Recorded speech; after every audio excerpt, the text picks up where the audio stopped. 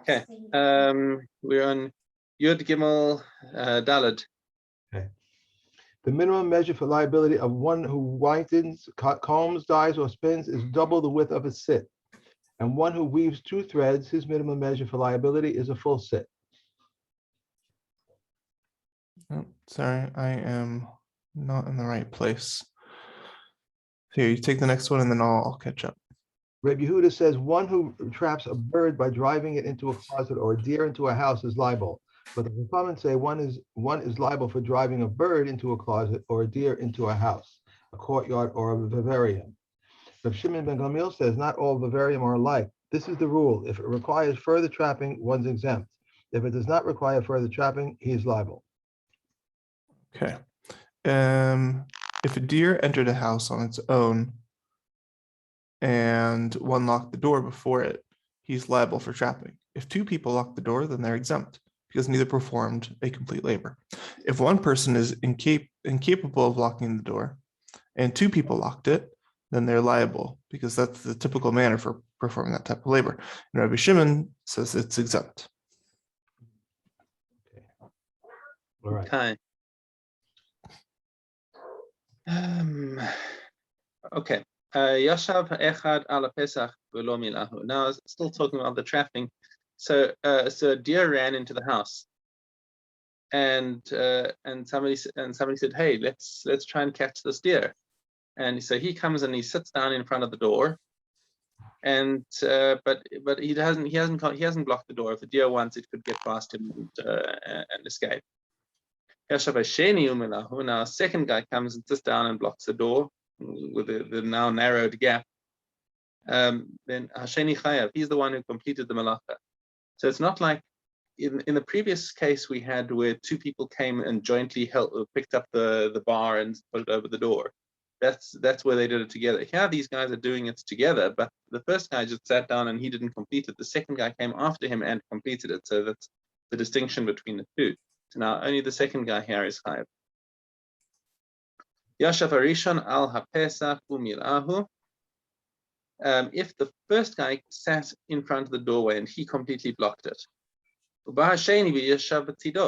and then the second guy came and sat in front of him. I'll just make sure, we're going. It says b'tzido, but I think what the picture that we want to try and get over here is that each one is blocking the entrance.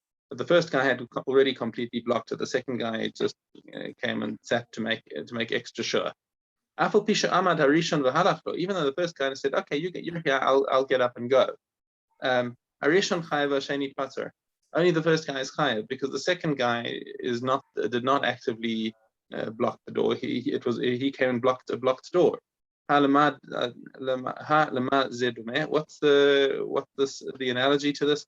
It's like somebody came in and locked his door in order to keep out the burglars, which is perfectly okay. And then he suddenly discovers, oh look, a deer ran into my house while I wasn't looking. So even over here, since the tzvi was already captured, he didn't actively try and capture it. And the first guy was a guy who had already captured it, and now the second guy is standing there in the place. He's not the one who did it. And even a chatchila, he's allowed to sit by that doorway the whole Shabbos, in order to prevent the tzvi from getting out, because it was already prevented from getting out when he sat down. So if he just wants to sit in place and not do anything further, then that is perfectly mutar. Yeah. Okay, all good. Good. All right. Oh, excuse me. Next. Shmone Shratzim ha'amorim b'Torah. Okay, so the 8 Shratzim that we speak about in I think it's Shmini, Parashat Shmini. With these are the particular ones that have the unique distinction that they're metame, that their dead bodies are metame in a lentils bulk, as opposed to a kazayas, which is the normal for most other nevelas. Okay, so they metame even in the small measure of a lentil bulk, but they also have a kula, that most nevelas make you tamei even if you just carry them without touching them, where the sheretz there's no tumas masa. Okay, anyway, so that's just a little background over here. But these 8 shratzim that we're talking about here on they have a halachic distinction on Shabbos as well. Hatzadan v'achovel bahen chayav. If somebody traps them and injures them, then he is chayav for doing this on Shabbos. Why? Because these kinds of animals have got a hide that is usable. Okay, and so even though people obviously can't eat them, but they're worthwhile to trap and kill for their hides. And other creepy crawly creatures, if somebody wounds them, then he is pater, because there's no productive use for them. Okay, so she calls man. This is talking about bruising them, not about making them bleed, because they don't have the Katik says it's not considered wounding unless the blood actually comes out of them. To be clear, he says if blood did come out of them within these other creatures, you also chayav because of netzilas neshama, because of killing the creature. But it's the wounding that if he made a bruise on them, then they'd be pater. Okay. Although he says that apparently the Rambam disagrees and says that even if they do bleed, you'd be pater from these other creatures. Okay, back to the Mishnah. Hatzadan letzorech. If somebody traps them for a productive purpose because he wants them, then he's chayav. V'shelo letzorech pater. But if he traps them without actually needing them, for example, he just wants them out the way. Rabbi Shimon. And this is the opinion of Rabbi Shimon. That's the there's some Farshim who say that this is Rabbi Shimon speaking in our Mishnah, because he's the guy who says that halacha she'ena tzricha leguf is pater. Okay. Chayav of shebirshusah. If you have a wild creature or a bird that's inside your rishus, atzadan pater v'achovel bahen chayav. So once they're already under control, so you've got a bird in a cage, or any of these other wild creatures that we already said, if they're already in such a place where they're trapped, trapping them further isn't going to do anything more because they're already trapped. So yeah, that's the idea here. If he traps them further, he's pater for it. Achovel bahen chayav. However, actually wounding them, there you're chayav, because now you're moving from tzad into shochet. And that's the shochet is something when we don't care whether the animal's trapped or not. Okay, all good? Good. Okay. Ein osin hilmi b'Shabbos. Hilmi is salt water basically.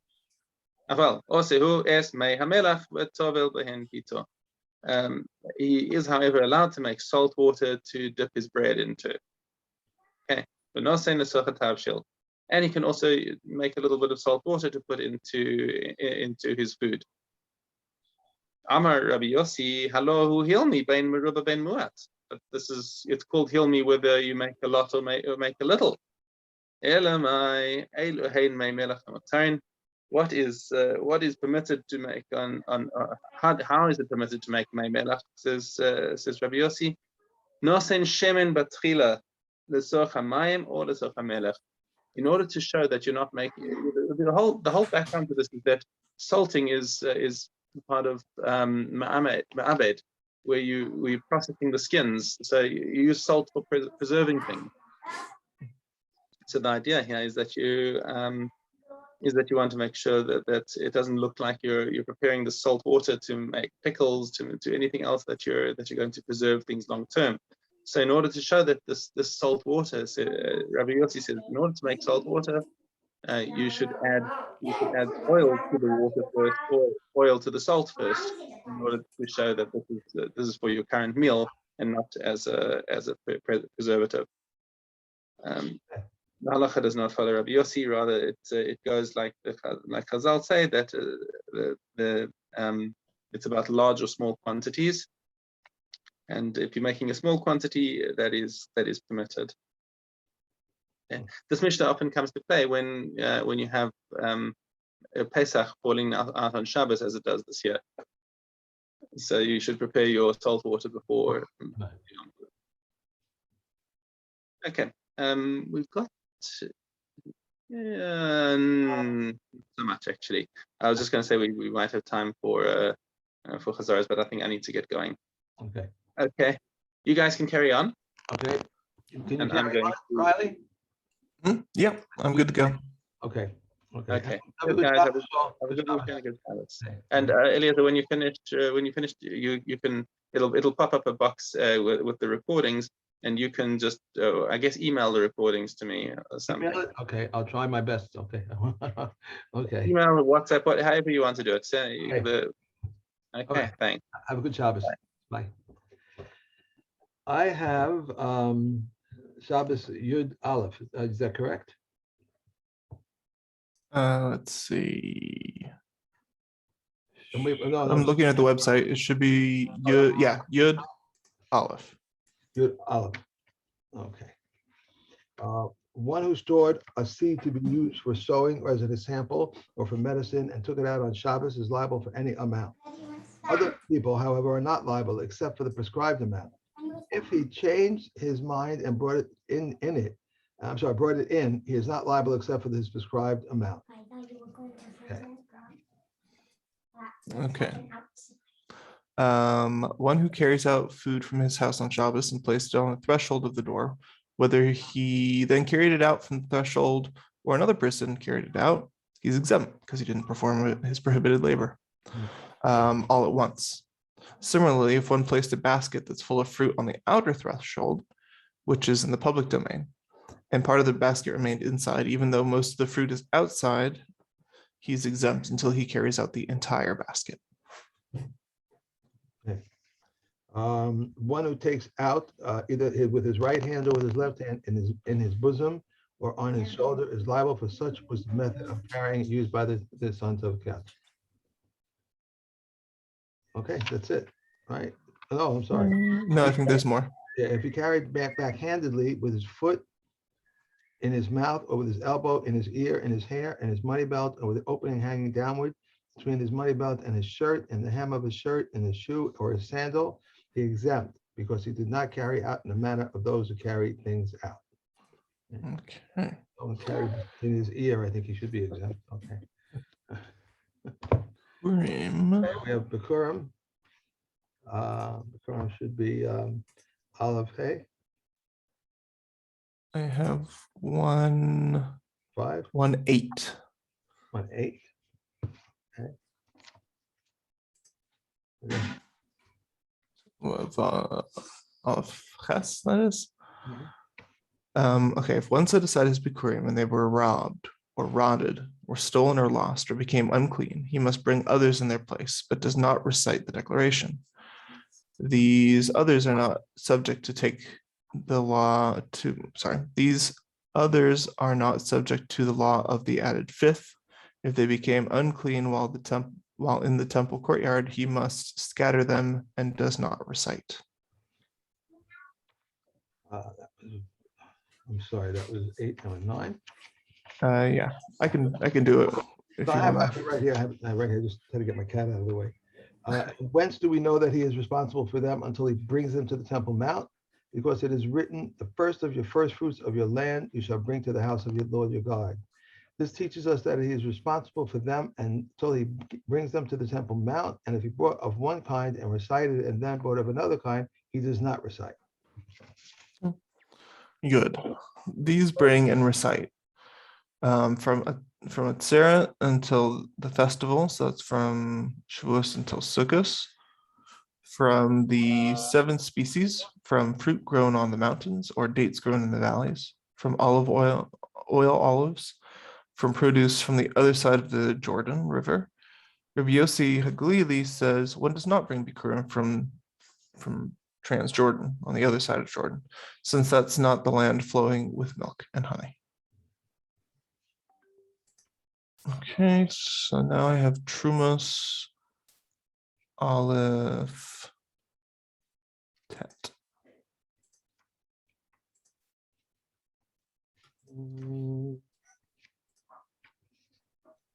Trumos Aleph Tet? Is that what it says?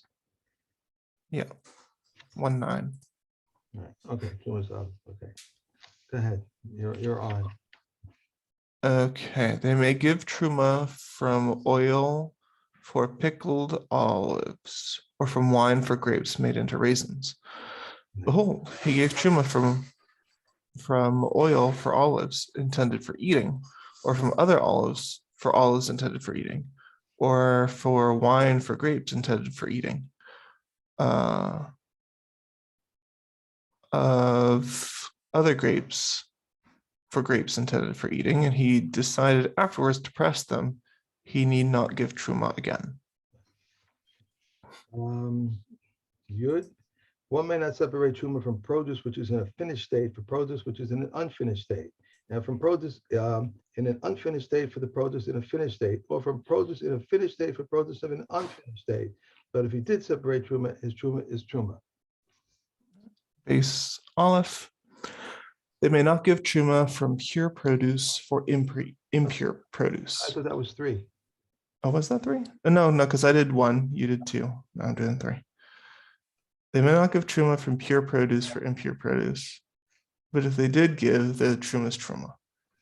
In truth, they said, if a cake of pressed figs has become partially defiled, one may give truma from the clean part for that part which has become defiled.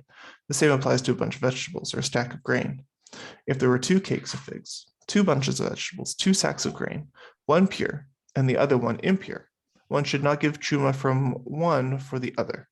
Rabbi Eliezer says one can give truma from that which is pure for that which is impure. Okay, so that's trumos now. Taharos 5-9. What's that? Hey, Tess. Just give me 1 second to fix this over here. It takes me a while to find Taharos anyway for some reason. Oh, there it is. This could be, just 1 more second to fix this over here and I'll be done. The things go backwards here.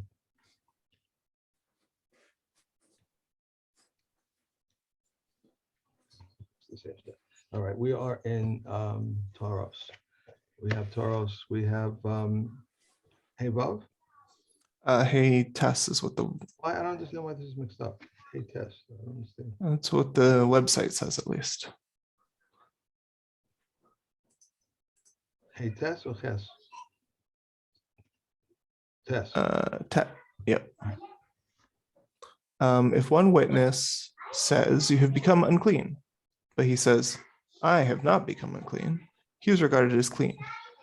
If 2 witnesses say you have become unclean and he says, okay, wait, if 1 witness says you have become unclean, but the guy says, no, I have not become unclean, he is regarded as clean. If 2 witnesses says, hey, you dude, you've become unclean, and he says, no, I haven't, I have not become unclean, Rabbi Meir says he's unclean, but the Chachamim say he may be believed on his own evidence.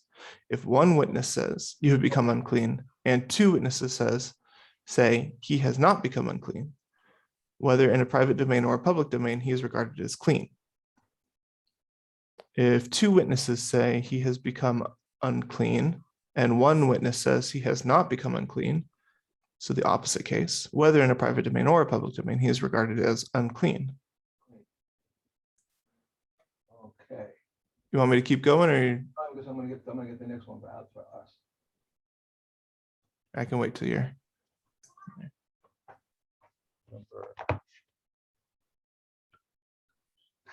What is this? 10. Go ahead, Riley. I have it. All right. If one witness says he has become unclean, and another says he has not become unclean, so we've got 1-to-1 here. Or if 1 woman says he has become unclean and another woman says he has not become unclean, he is regarded as unclean if in the private domain, but if in the public domain, he is regarded as clean. And now we have We're at Vav Aleph. It's okay. Mommy said that's okay, but it's not like this. My mom said that I could only have the ABC Moms and PBS Kids and Khan Academy. regarding a place which was a private domain and became a public domain, and then again became a private domain when it is a private domain, its tuma uncertainties are ruled tame. When it is a public domain, its tuma uncertainties are ruled tahor. I think it keeps going. Right. If a terminally ill person was in a private domain and they took him out to a public and then returned him to a private domain while he is in the private domain, his tuma uncertainties are ruled tame. While he's in the public domain, his tuma uncertainties are ruled tahor. And Reb Shimon says the public domain interrupts. And base. There are 4 cases of doubt which Rabbi Yehoshua ruled are unclean and the sages ruled are clean. How so? If an unclean man stood and a clean man passed by, or the clean man stood and the unclean one passed by, or if an unclean object was in a private domain and a clean one in the public domain, or the clean one in the private and the unclean one in the public, and there is doubt whether there was contact or not, or whether there was overshadowing or not, or whether there was shifting or not. Rabbi Yehoshua rules that the clean becomes unclean, but the Chachamim ruled that the clean remains clean. Okay, Menachos 7:3. Okay. Go ahead. I'm waiting for you. Okay, just gotta find it here. Nashim, Nazir, Kedosh. There it is. Menachos Zion Gimel. In the case of one who slaughters the thanks offering in its proper place inside the temple courtyard, and at that time its 40 loaves were outside of the wall, the loaves were not consecrated. Likewise, if he slaughtered the thanks offering before the surface of the loaves formed a crust in the oven, so he's rushing to do these sacrifices, and even if the surface of all the loaves formed a crust except for one of them, the loaves were not consecrated. If one slaughtered the thanks offering with the intent to partake of it beyond its time or outside of its area, and the offering was rendered pigul, okay, the loaves were consecrated and either rendered pigul or disqualified. So they were consecrated, but they get messed up. Okay. If one slaughtered the thanks offering and it was discovered that it was an animal with a wound that would have caused it to die, it was treifa. The loaves were not consecrated. My note says, as the cause of the animal's disqualification preceded its slaughter. So it was never fit to begin with, and so the loaves don't even enter into the equation. If one slaughtered the thanks offering and it was discovered that it had a blemish, then it may not be Rabbi Eliezer says he has consecrated the loaves. Oh, this is interesting. Okay, so if it had a mum, my commentary says it from the beginning, l'hadchila, it can't be sacrificed, but if he actually took it up to the mizbeach, then it can be sacrificed b'diavad. Rabbi Eliezer, I don't know if that's true, that's just what my commentary says. Rabbi Eliezer says he's consecrated the loaves since b'diavad he took it up and it's okay. And the Chachamim say he has not consecrated the loaves since l'hadchila he couldn't sacrifice it. If one slaughtered the thanks offering not for its sake, but for the sake of another offering, and likewise, if one slaughtered the ram of the inauguration not for its sake, and likewise, if one slaughtered the communal peace offering of 2 sheep that accompanied the 2 loaves on Shavuos, not for their sake, the loaves were not consecrated. Dalet. Its libations were sanctified in a vessel, and the sacrifice was found to be invalid. There is another sacrifice, and if there is another sacrifice present, they are offered with it. If not, they become invalid by being left overnight. The offspring of a Torah offering, it's tumor, and one who set aside a Torah offering and was lost, and he set aside another in its place, do not require bread, as it is stated, and he shall offer it with the sacrifice of the total offering. The total offering requires bread, but neither its offspring nor its replacement nor its tamora require bread. Okay, and hay.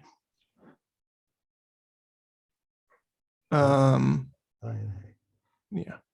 One who says, it's incumbent on me to bring a thanks offering, must bring it and its loaves from non-sacred stuff. So since my commentary says, since he said it's on me, he can't bring it from stuff that's hektish.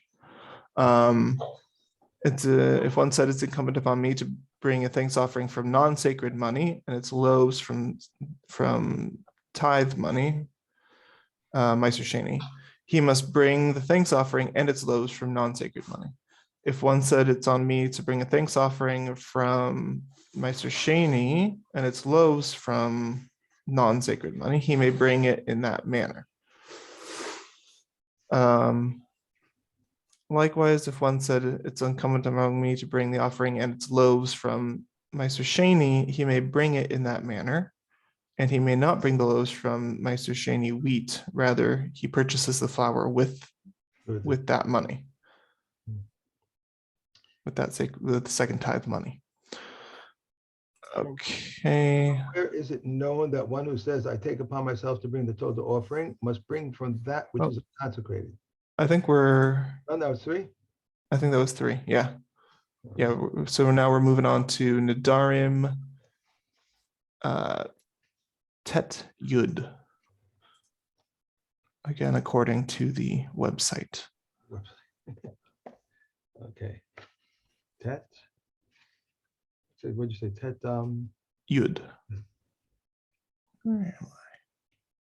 Koshin, Taros. No, I went gone too far. If one says, Kona, I'm marrying so-and-so, the ugly, and in fact, she's good looking, dark, and she says, and she is fair, short, and she is tall, he has permitted her.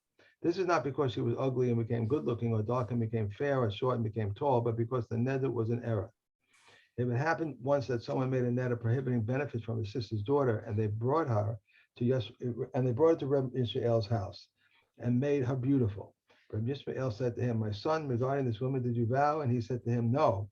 Thereupon Reb Yisrael permitted her, and at the time Reb Yisrael wept and said, the daughters of Israel are beautiful, but poverty makes them ugly. When Reb Yisrael died, the daughters of Israel raised a lament, saying, daughters of Israel, weep over Reb Ishmael. And so too it says about Shaul, daughters of Israel, weep over Shaul. Okay.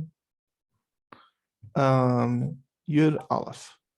With regard to a betrothed young woman, her father and her husband together nullify her vows. If the father nullified her vow and the husband did not nullify, or if the husband nullified and the father did not nullify, then the vow is not nullified. And needless to say, it is not nullified if one of them ratified the vow. Okay. How in a case, well, I'm sorry, did I lose that? It's Yud base. Yeah.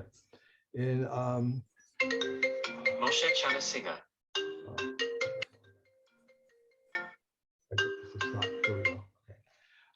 How if the father dies, the sole right does not fall to the husband. If the husband dies, the sole right falls to the father. In this matter, the power of the father surpasses that of the husband. In another matter, the power of the husband surpasses that of the father. For a husband can revoke his wife's nedarim even after she has been a bogeres, while the father cannot revoke a nedarim once she becomes a bogeres. All right. Let me close this recording. That's it. That's it. I know what happened.